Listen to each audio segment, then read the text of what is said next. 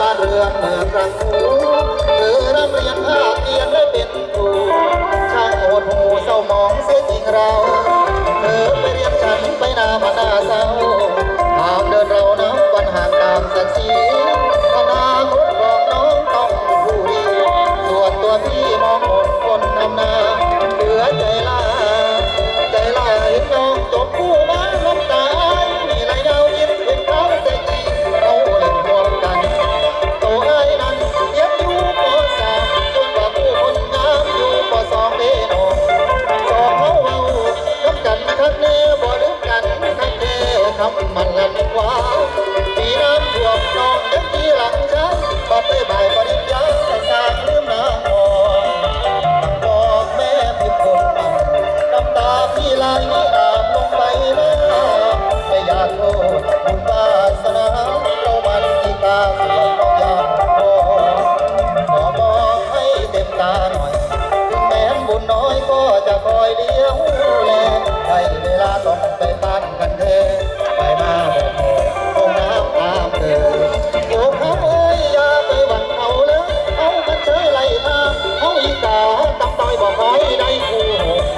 เมื่อเรียบสมไปตามเขาหากินใจตะวินสาวคู่จำได้เด้ดีดำทีรี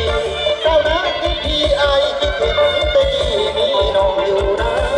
คิดอับหลังน้ำตั้งแต่ตอนเด็กตอนเดียวยังเล็กพี่บ่ได้รักน้องสองเอาน้ำกันกองน้ำยิงกระป๋องคนเดียวอยู่บนแต่รถเทียนนกยี่เอียงเพียงคู่จูจีรักกันมาหลายปีพี่บ่มีวันเพื่อนลงเฮือนละเพื่อนโชดเดือนเปรมาพักหลายเดือนผู้สวยเก๋จังเลยหนุ่มชาวนาได้แต่มองเฉยใจคิดอยากถูกเอ่ยบอกกล้าหรือวาจาชาวนาอยากเราเฝ้าแอบบุญรักคือเก็บแสบไม่ได้แนบเพียงตาหัวใจคงได้แต่มันมาเป็นครูเดินกายไปสอนนักเรียนยันหลายมืออยากไปเรียนหนังสือ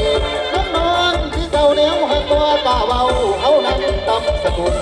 ใจว่าบุญแก้มทุกคนมองหาวาสนาเท่านั้นติดลำพองน้องเพียงนี้